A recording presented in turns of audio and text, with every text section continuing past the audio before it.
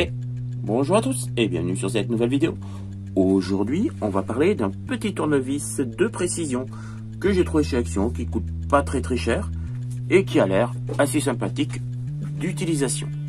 Donc, on va faire un petit test de fonctionnement, voir un peu de quoi il se compose, et puis on finira par une analyse à la fin de la vidéo.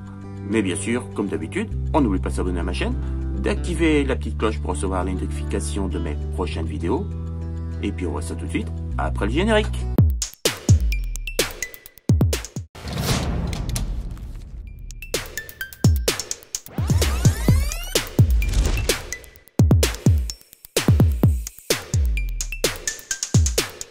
Donc là on peut voir les informations sur la boîte. Donc il est garanti 2 ans, une batterie de 4 volts en 320 mAh. Voilà, ultra compact design, c'est vrai qu'il est sympathique. La LED témoin pour la charge. Ok, le port USB. Le petit bouton pour les rotations marche avant, donc une ergonomie, ok. Les LED, donc auquel on en a une qui est HS. Voilà, avec le mandrin magnétique. Voilà, les 10 embouts.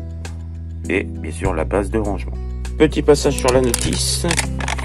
Donc on a tous les éléments en détail numérotés. Donc là rien de compliqué. On va passer à la partie française, donc multilangue. Voilà, anglais, néerlandais, français. Nous ce qui nous intéresse c'est le français. Donc comme c'est chez Action, je présume que c'est normal qu'on ait du français. Voilà les caractéristiques, informations sur relatives à la machine, fonctionnement, entretien. Bon, ça a l'air assez complet et en français. Pour la mise en charge, donc on y est. Donc là j'ai un chargeur USB, donc je prends pas le câble d'origine, j'en ai plein. Alors on essaie de faire ça derrière la caméra, c'est pas pratique. On va le mettre en charge et toc. Voilà, on a un voyant rouge qui s'allume. Et quand il sera éteint, ça veut dire que la batterie a fini de charger. Est-ce qu'on peut l'utiliser en charge? Non. Pendant qu'il est en charge, on ne peut pas l'utiliser. Et la LED, voilà, rien ne fonctionne. Un petit bouton pour allumer les LED, qui est sympa. Une marche arrière et une marche avant. Pour le recharger, un câble de charge. Donc il n'y a pas de chargeur, c'est un peu dommage. Mais bon, des chargeurs USB, on en a partout. Donc ça passe. Et ici, on a tous les embouts fournis avec. Donc des embouts 4 mm qui sont assez standards, qu'on retrouve assez facilement dans le commerce. L'avantage par contre de ceux-ci, c'est qu'ils sont un petit peu plus longs à ce niveau là, ça peut être intéressant. Voilà, donc avec le couvercle bien sûr, pour fermer et ranger le tournevis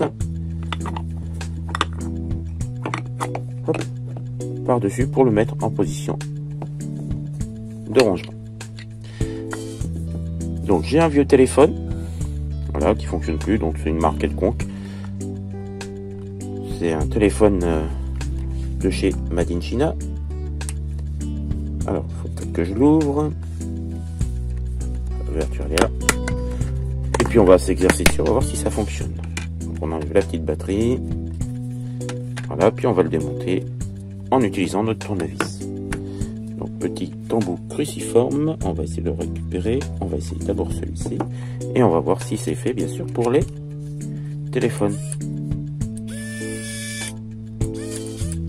Allez, et on se met dans la première vis. En tout cas, ça s'enlève assez facilement. Ça fonctionne. Pas d'effort. On va toutes les enlever.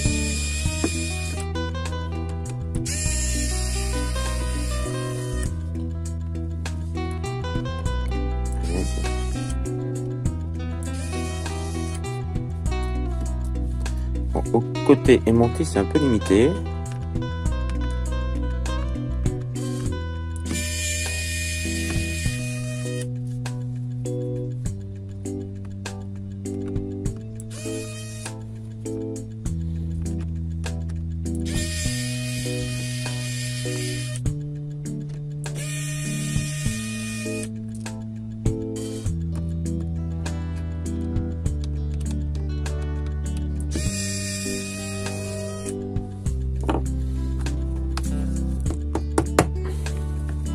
toutes les vis sont bien enlevées.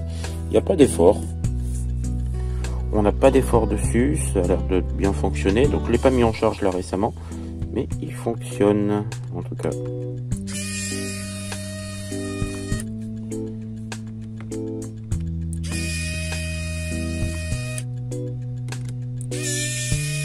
Ah.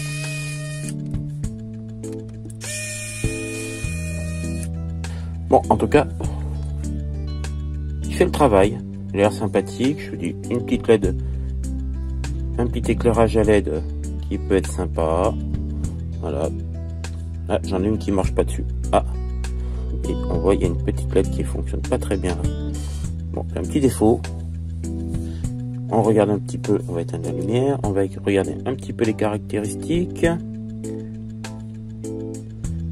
Donc, tournevis de précision, effectivement. 120 tours minute, 4 volts.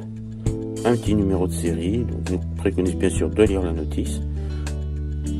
Bon, est-ce qu'on remet une petite vis ou deux pour vérifier? Alors, côté magnétique, j'ai dit c'est vrai que ça laisse un petit peu désirer, donc là ce sont toutes les mêmes vis, on va pas s'embêter. Ouais, ça laisse un peu à désirer côté magnétique, c'est un peu dommage. Ça c'est bien pratique.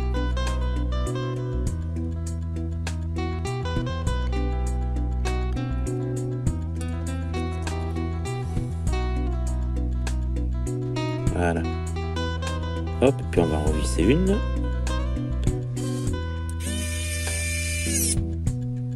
Voilà, on entend bien quand ça sert. Alors bien sûr, même s'il a une force maximum, on essaie de pas trop serrer quand même, hein, un peu comme tout, pour pas abîmer le matériel.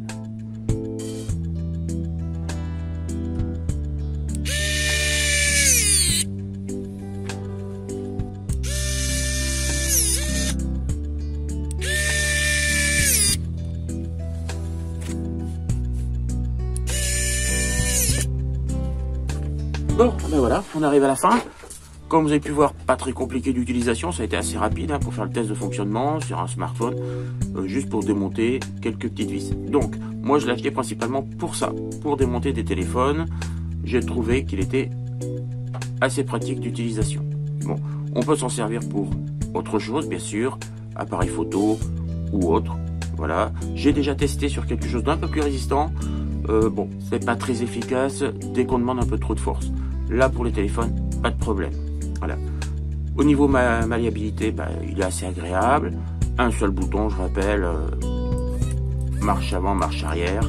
Une petite LED, donc je vous ai montré en vidéo, j'en ai une qui marche pas très bien dessus, ce qui est dommage. Mais cela n'empêche pas son bon fonctionnement.